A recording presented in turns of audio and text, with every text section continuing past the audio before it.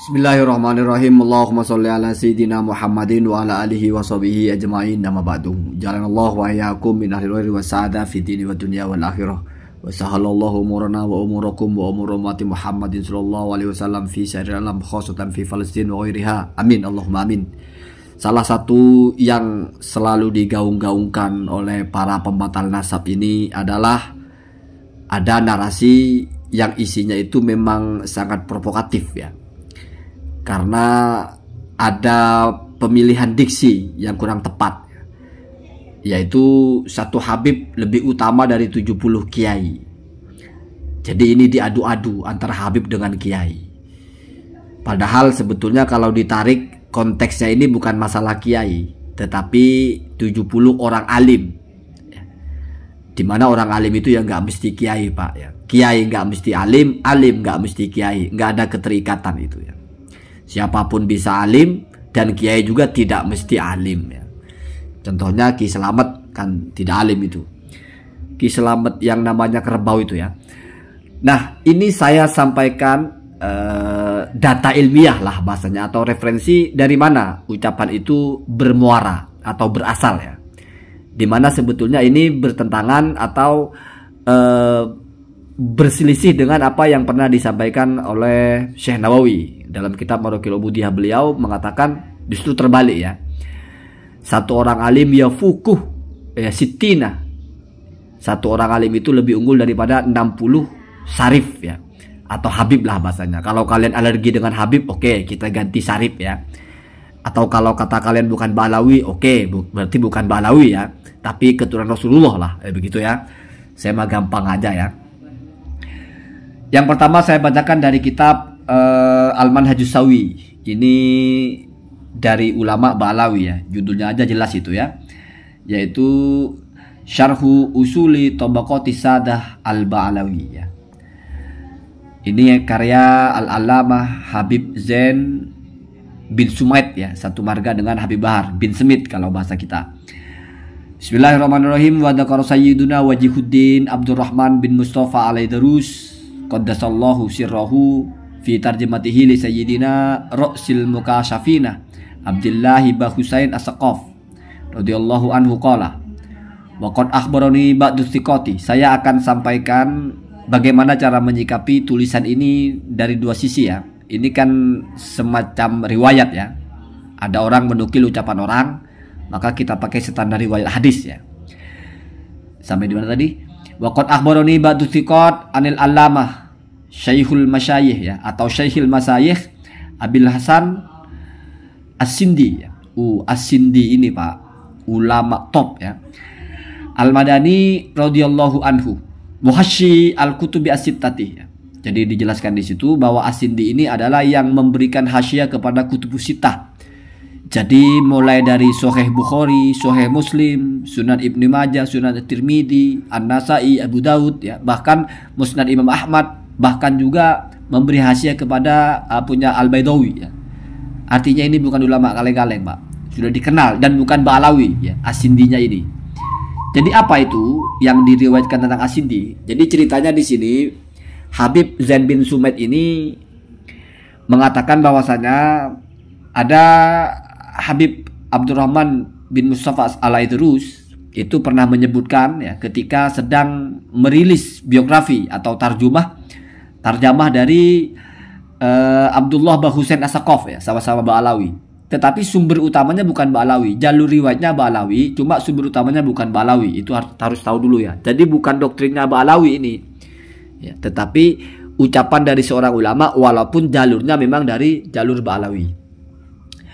Apa yang diucapkan oleh As-Sindi itu ya, atau apa yang terjadi dengan As-Sindi dalam masalah ini ya.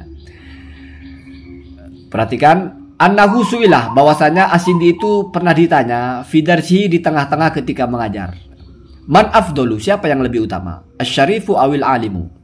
Seorang syarif atau seorang yang alim. Nah, ini perlu dipahami bahwa asy-syarifu awil alimu ini jelas adalah asy-syarif yang tidak alim dan al-alim yang bukan syarif. Karena kalau syarifnya yang alim ya tidak masuk akal. Sama-sama alim, kok dibandingkan dengan orang alim? Ini kan pertanyaannya mana yang lebih unggul antara A dengan orang alim. Oh berarti yang satunya tidak alim. Begitu juga yang alim di sini adalah bukan syarif. Karena kalau sama-sama syarif apanya yang mau dibandingin, kan begitu ya. Jadi antara syarif yang tidak alim, ya, satu syarif yang tidak alim dengan orang alim yang bukan syarif, begitu. Fahasolallahu indaha istighraqun, maka terjadilah ya bagi Asindi itu ketika ditanya itu atau ketika ada pertanyaan itu istighraq. Istighraq itu seperti kalau bahasa gampangnya tenggelam ya, artinya mungkin terbawa, bertafakur, tiba-tiba terdiamlah bahasa kita ya. Wa ta'tu arsahu ilal ardi, dan mengangguk-anggukkan kepalanya ke bumi. Berarti ini jalurnya mukasyafah, Pak. Mungkin sedang mendapatkan informasi atau apa. Tetapi sekali lagi ini bukan Ba'alawi, Pak. Ini Asindi ya. Kalau kamu tidak kenal Asindi ya tidak kenal Kutubus Sittah berarti. Artinya tidak pernah membaca Hasyiah Kutubus Sittah ya. Kemudian Masya Allah ya Ta'ala, summa rafa'a ra'sahu, kemudian Asindi itu mengangkat kepalanya, waqala, dan berkata, syarifun jahilun. Nah, dipertegaskan syarifun jahilun, seorang syarif yang bodoh ya. Berarti pertanyaannya itu ya memang asyarif al-jahil ya. Maka dijawab ya sesuai dengan yang ditanya, syarifun jahilun, satu orang syarif yang bodoh. Auqala, atau ada yang mengatakan bahwasanya Asindi ini berkata. Au itu maksudnya ada versi lain gitu ya. Qala, Asindi itu berkata, syarifun wahidun, satu orang syarif ya. Ya berarti mau bodoh mau alim ya. Kalau yang pertama kan jelas. Artinya misalnya di atas itu kamu nggak terima, oh enggak, syarif itu bisa jadi alim. Nah, di sini diperjelas ya. Ada syarifun jahilun ya. Syarif yang bodoh berarti itu menepis bahwa tidak mungkin kalau yang alim masuk di sini. Atau yang kedua, syarifun wahidun, satu syarif ya. Baru masuk ke sini mungkin pendapat kamu itu ya. Bisa jadi itu syarif yang alim karena di sini takyidnya adalah jumlah, bukan statusnya. Cuma kita memahami redaksinya ini tetap bicara tentang seseorang yang syarif yang tidak berilmu begitu ya. Afdolu, lebih utama, min sab'ina aliman, dari 70 orang alim. Jadi itu ucapan ulama, Pak ya. Kalau misalnya kamu anggap ini doktrin Ba'alawi, ya kan yang mengucapkan Asindi, Pak, bukan Ba'alawi. Kalau kamu mau nolak ini, tolaklah dengan ilmiah. Jangan itu doktrin Ba'alawi di kitabnya Ba'alawi, karena kamu nggak tahu dari mana jalurnya ya. Bagaimana cara menolak ini secara ilmiah ya? Kamu bawalah, di sini kan ada bahasa ba'dus thiqat, akhbarona ba'dus thiqat. Dalam riwayat kalau hanya menyebut ba'dus thiqat itu masuknya kepada mubham namanya. Mubham itu apa? Tidak disebutkan orangnya. Lam yusammah. Tidak disebutkan siapa ba'dus thiqat itu siapa. Jadi kata Ibnu Hajar itu, kalau ada seorang perawi menjelaskan bahwa dia mendapatkan satu riwayat dari seseorang yang dia tidak sebut namanya, tapi disebut spesifikasinya dengan takdil, artinya sikot. Saya mendengar dari orang yang sikoh, tapi dia tidak sebut siapa namanya, maka itu tidak diterima riwayat seperti itu. Kenapa tidak diterima? Karena bisa jadi sikot itu hanya menurut dia, tapi tidak standar sebagai orang sikoh. Begitu ya. Itu kalau kamu mau nolak. Kalau saya, Pak, nggak kepikiran, Pak, nolak untuk apa.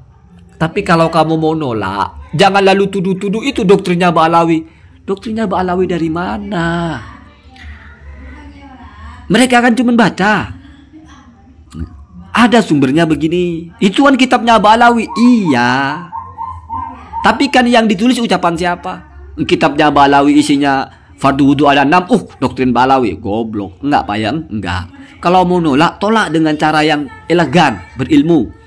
Atau kamu kritisi juga.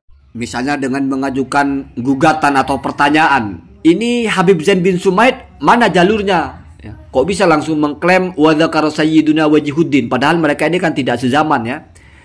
Wajihuddin yang di sini Abdurrahman bin Mustafa ini kalau tidak salah lahir ya tahun 1700-an ya Hijriah Masehi. Sementara kalau bin Sumaid ini wafatnya tahun 1900-an ya. Artinya lahirnya juga sekitar itu. Tidak mungkin kan 200 tahun jaraknya. Ya, kan bisa jadi kalau kamu mau kritik begitu.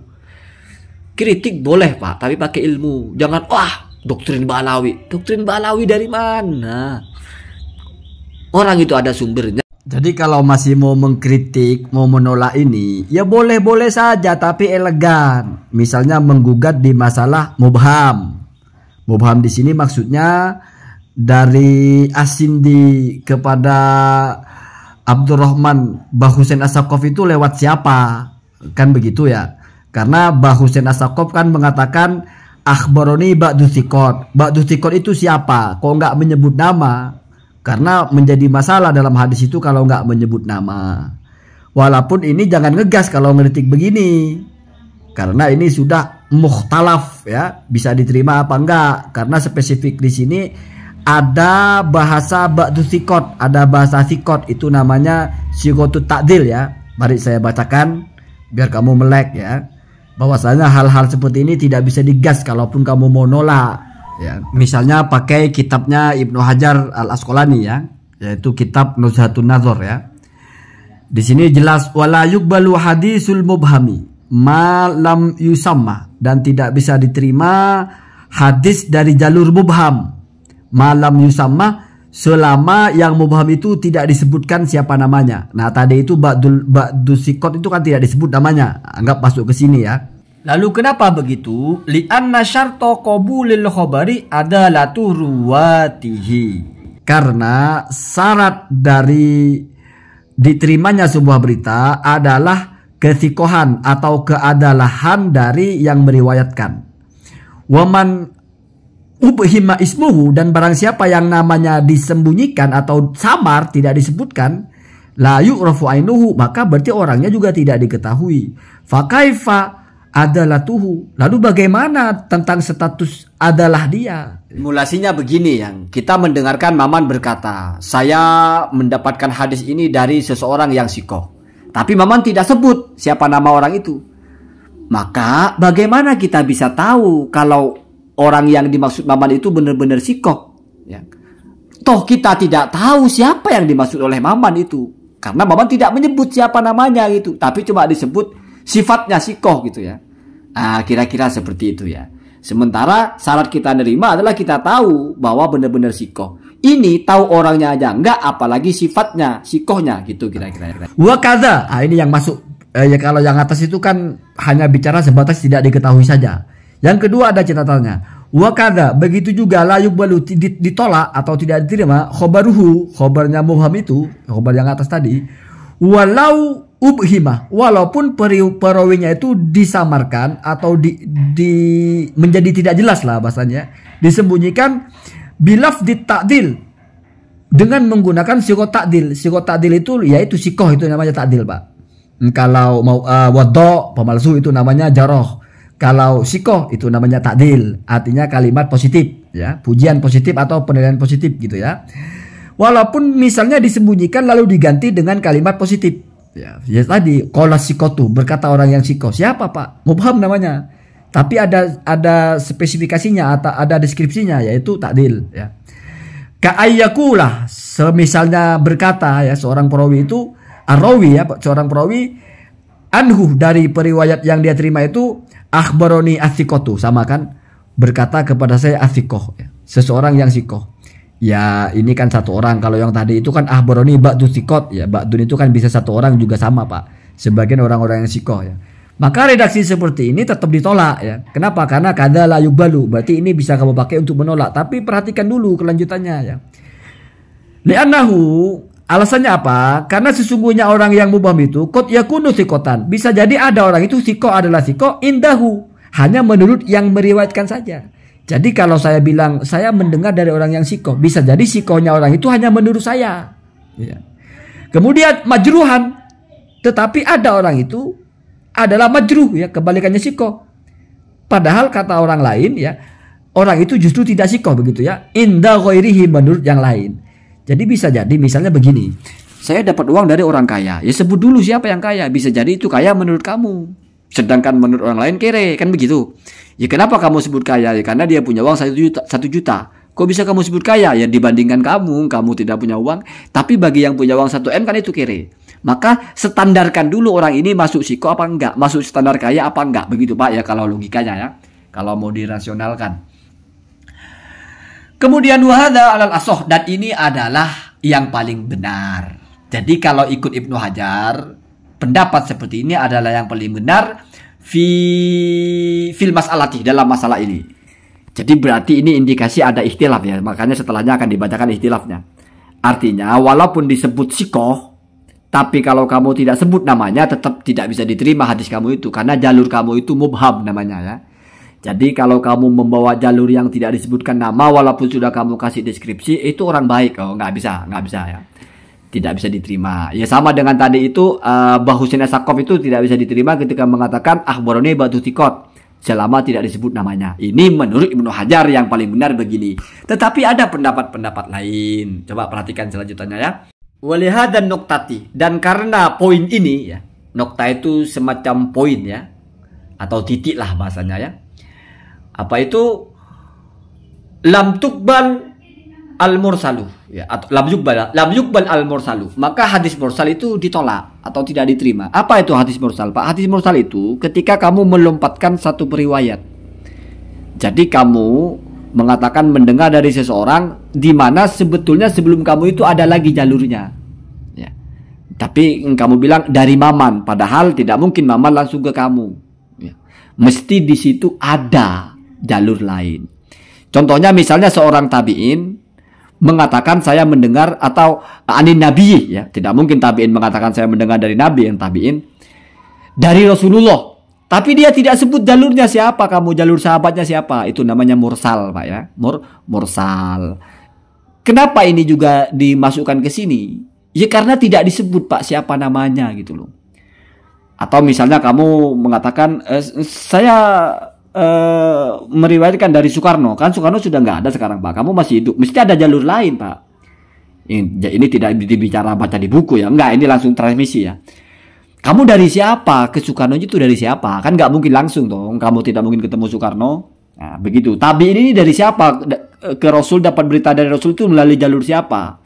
Kalau dia nggak sebutkan, itu namanya mursal. Itu juga tidak bisa diterima. Karena sama-sama ada jalur yang hilang. Jadi mubham itu dianggap tidak jelas, berarti tidak ada. Begitu ya. Kemudian, walau arsalahu al-adlu. Walaupun arsalahu al-adlu itu yang melakukan kemursalan ini adalah seorang yang adil. Tabi'in, Pak. Orang adil. Orangnya sikoh. Tapi dia meriwayatkan dari Rasulullah, tetapi tidak ada jalurnya. Mesti ada yang putus di situ, karena tidak mungkin dia bertemu Rasulullah. Atau mungkin A meriwayatkan dari B, padahal tidak mungkin ketemu mereka itu. Maka berarti ada jalur terputus. Maka itu namanya mursal. Walaupun si A ini terpercaya, tapi kalau tidak menyebutkan jalurnya, maka juga tidak diterima. Ini dalam masalah hadis, Pak ya, ketat ya. Disiplin sekali ya. Tetapi ini bukan satu pendapat ya, masih berbeda-beda. Jaziman bihi, di mana orang itu memastikan ya.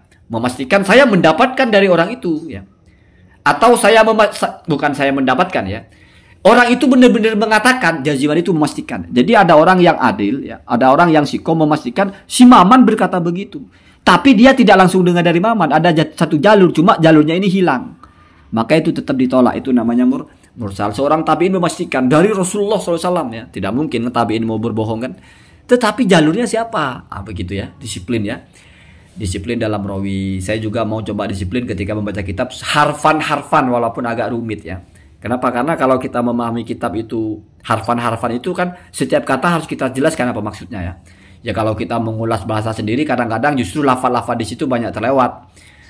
Malah lebih banyak kalimat kita sendiri ya. Kemudian hadal ihtimalu bi ainihi. Hadal ihtimali bi ainihi. Karena adanya ihtimal dengan barangnya itu ya. Artinya yang menjadi jalur kamu kepada Rasulullah atau kepada orang itu siapa? Kan ihtimal bisa jadi ini, bisa jadi itu. Lah jalurnya tidak jelas ya. Bukan dinafikan, Pak.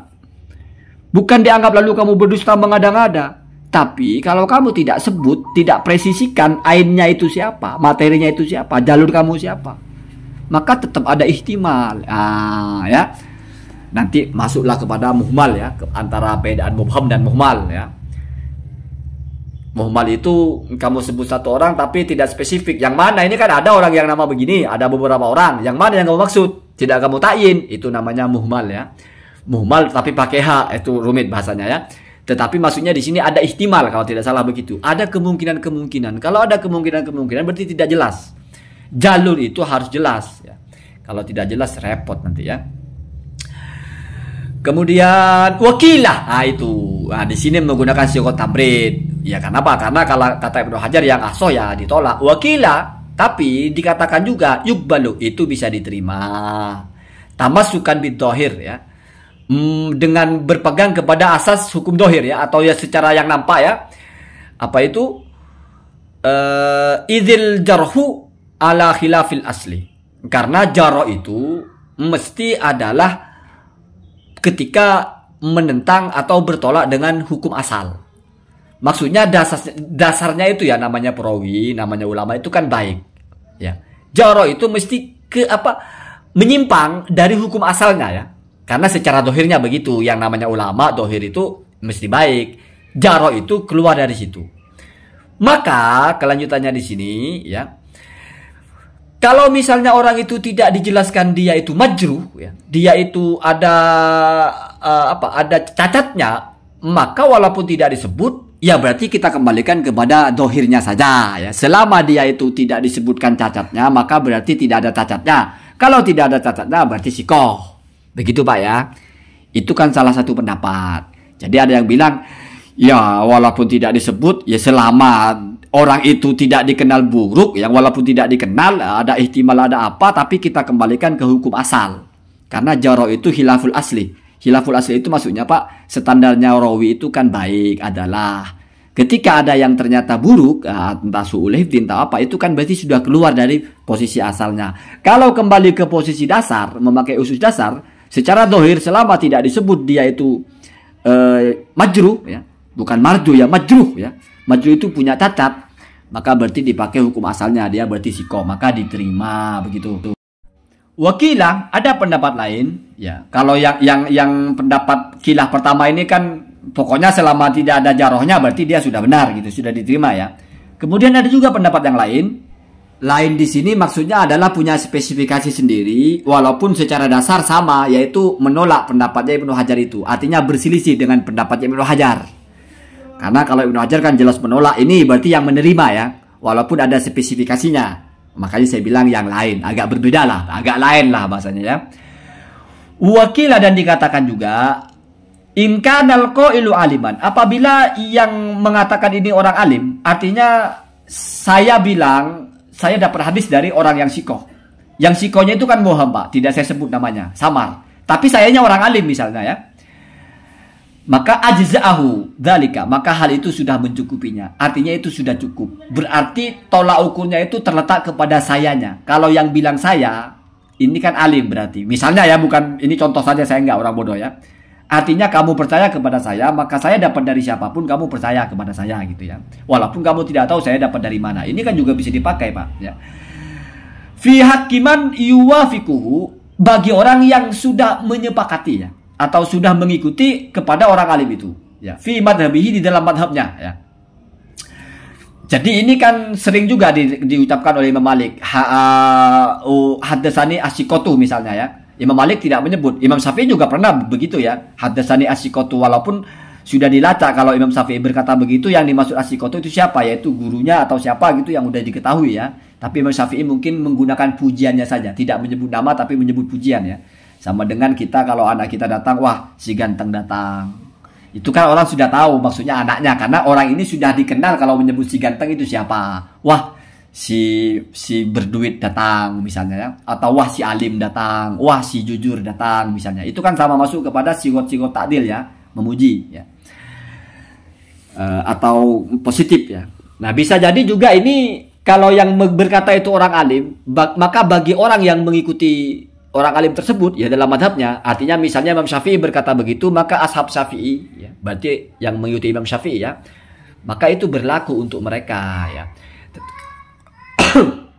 Tetapi komentarnya Ibnu Hajar, wa hadza laisa min mabahisi ulumil hadis, tetapi ini sebetulnya sudah keluar dari pembahasan ilmu hadis. Kenapa? Karena soal masalah dalam fikih ya, karena bicara madhab. Karena kalau bicara di syarah kitab lain, masalah ini juga nanti dikaitkan dengan bagaimana menyikapi ucapan Imam Syafi'i ketika Imam Syafi'i itu meriwayatkan sesuatu dengan narasi mubham juga. Haddatsani asyiqatu, tidak disebut namanya. Begitu juga Imam Malik ya, yang sering juga begitu, haddatsani asyiqatu. Ya, jadi begitu Pak ya. Jadi kajian ilmu itu luas. Kalau kamu mau kritik ya pakai ini. Nanti akan ada perdebatannya. Ya, itu as-saqaf itu alim apa bukan? Termasuk alim apa bukan? Terus kita ikut dia apa bukan? Kan begitu. Kalau kita percaya kepada Az-Zabidi misalnya. Az-Zabidi mengatakan qala al-Ubaidillah. Walaupun kita tidak tahu dari mana sumbernya, tapi kita yakin kepada orang ini dia tidak mungkin bohong dalam masalah itu, ya. Ya kita percaya. Kan begitu, Pak. Apakah salah? Ya ada di sini. Ya, pendapatnya di sini ada. Tapi itu kan kila, ini kan versi Ibnu Hajar, Pak. Karena kata Ibnu Hajar yang paling asoh adalah yang ditolak. Kalau kamu baca kitab lain, ketika ada yang mentarjih lebih asoh yang diterima, ya tidak mungkin pakai kilah. Begitu, Pak, kalau mau menganalisa ilmu. Jadi jangan terlalu apa bahasanya ya, nggak ngerti tapi ya sama sih, sama-sama nggak ngertinya dengan saya. Jadi saya anggap saya bicara ini kepada orang yang benar-benar bodoh gitu ya. Kalau alim sedikit aja, berarti sudah bukan mukhotob dari konten saya ini ya. Mohon maaf mungkin saya bacanya salah banyak-banyak ya. Tetapi semoga salah baca, karena memang agak rumit Pak kalau membaca kitab, kita baca per kalimat terus kita jelaskan ya. Sehingga seringkali orang membaca kitab itu kadang-kadang menjelaskannya bertentangan dengan yang dibaca, karena dia itu memahami sekilas lalu bicara banyak sekali. Ya, tidak sesuai dengan tulisan ulamanya ya. Untung ulamanya sudah nggak ada. Kalau hidup kan ditabok, enak aja kamu baca kitab saya kok suka-suka begitu. Bukan begitu maksudnya, malih ya. Allahumma